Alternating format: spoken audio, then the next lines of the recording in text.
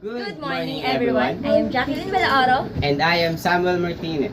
and we are here to report And not just to report but also discuss our topic, the shares portfolio.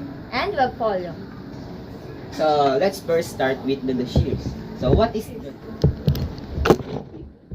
It's a complete set of documents, a collection of papers giving detailed information on a particular person or subject. Okay, the shares is just a simple document that compiling all information of a person or a certain topic or scene. Additionally, it's a compilation of information about a subject or a person.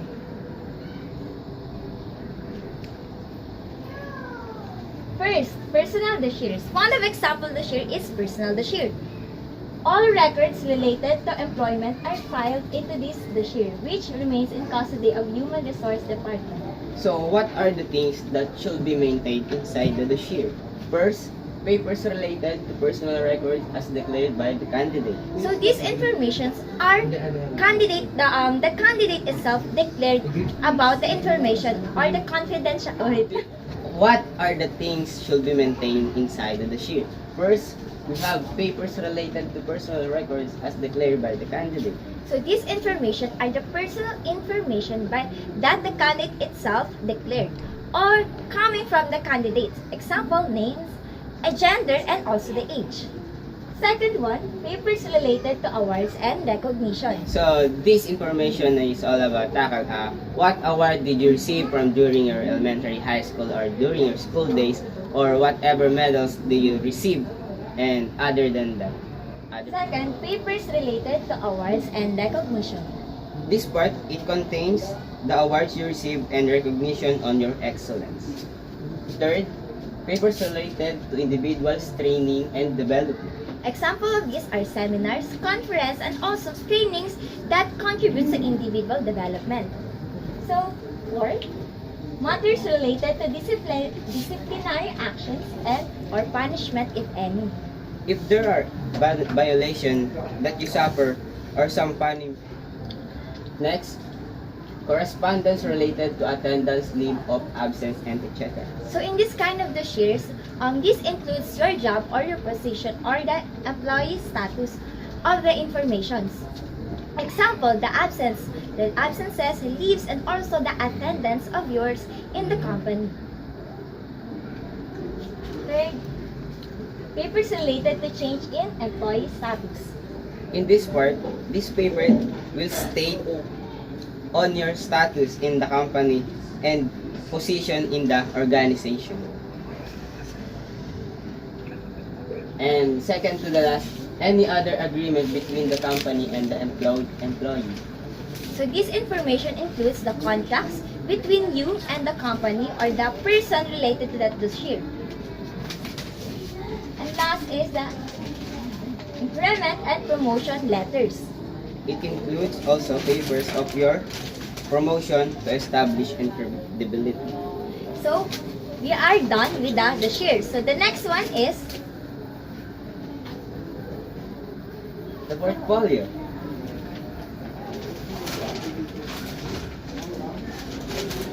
Portfolio, a compilation of materials that exemplifies your belief, skills, qualification, education, training, and experiences. It provides insight into your personality and work ethic.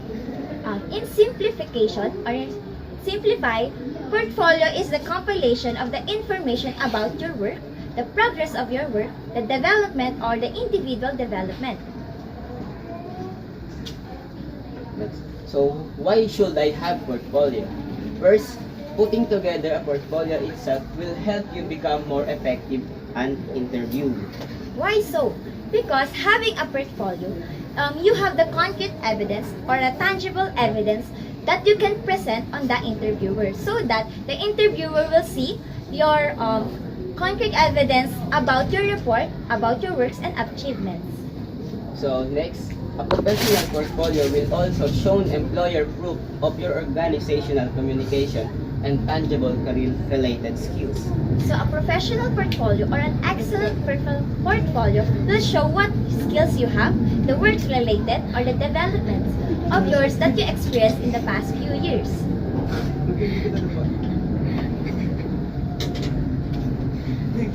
So, what should be included in my portfolio? First, statement of originality, confidentiality. We emphasize in what you should have included in portfolio is the confidentiality or the information that you are the only one knows or the family of yours only knows.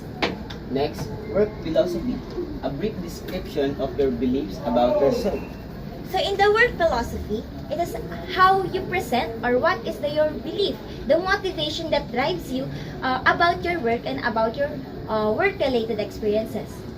Career goals, your professional goals of your beliefs about yourself and the industry.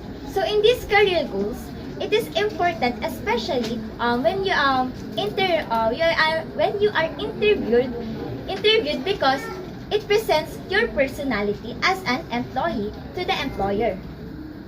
Resume, Resume, we should not forget the resume because it is a summarization of your information, especially the educational background and the seminars or the trainings that you have experienced. skills area, your major skills. So example of these are computer skills, management, leadership, accounting include the sources of work samples that exemplify those skills. So in your portfolio, in skill areas, we should present or the evidences also are tangible so that the interviewer will see what is the skills that you have. What is the reason why he or she would require you or would hire you? Because of your skills or because of your other works. So now we're done with the portfolio and to proceed, we have a Webfolio. So what is Webfolio? Webfolio is Webfolio is an electronic version of portfolio. So in Webfolio, it's in the form of soft copy or can access with the use of electronic devices. Collection of the scholar's work placed on the web page with links to other internet sources. Also, this includes the works of the scholars that posted to other lines so that everyone can access. Portfolio on the World Wide Web. Meaning, we are putting together the technology and tradition style of method. Since we are in the modern world, we must adapt on the changes and enhances our skills and styles. And lastly, integrating technology to an authentic learning assessment method that is portfolio.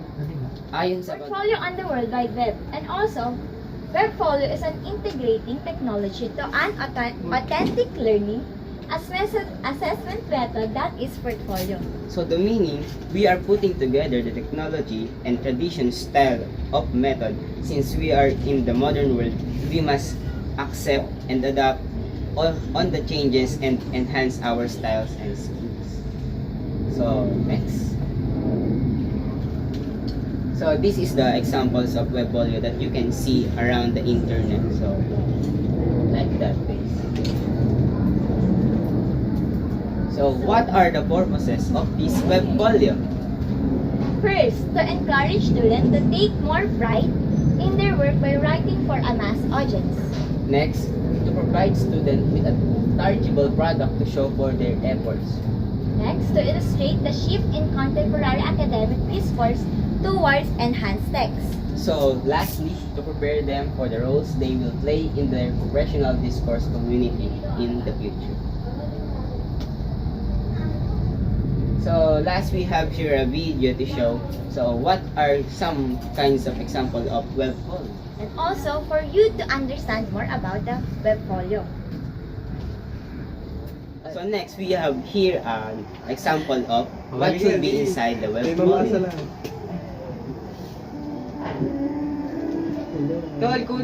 So she is Lena and this is her Webfolio.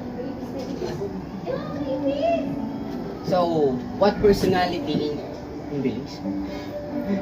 So, he is responsible, skillful. Welcome back to our channel. So, please, before you leave, subscribe. Don't forget to hit the red button. So, here's the... So, this is an example video of a Webfolio. So, let's watch it. So, she is Lena, and this is something about what on the side of her Webfolio. She is creative With non-stop ideas. She She's is also responsible, skillful, and flexible, and reliable. And she also have the knowledge of finance, communication, and internet. She also love to bake and watch movies, and also to surf the web. But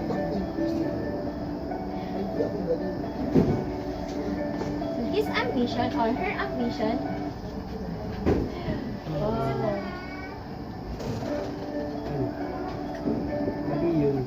So her ambition is to be the best financial. planner.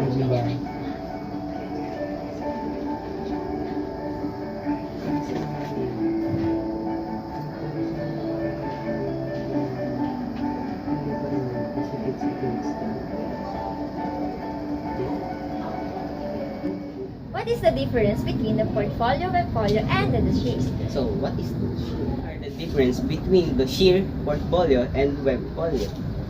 So the dossier is the compilation of the information in a certain person or a subject, meaning all his or her records are in that document or in that certain folder. While the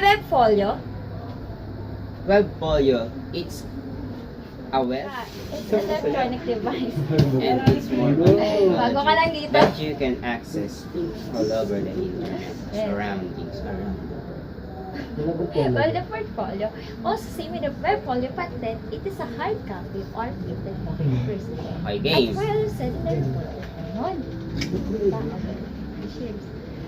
Wait lang. Webfolio is the... So what are the difference between the sheer's portfolio and webfolio?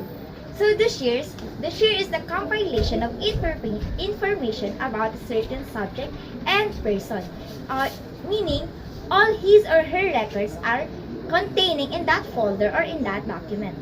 And what is also the difference of portfolio? So the portfolio is the hard copy or the compilation of the individual development of a person. For example, for his work-related experiences, his achievements, his recognition, and also awards. While the webfolio is a soft copy containing all the files that you can access through all over the internet pages.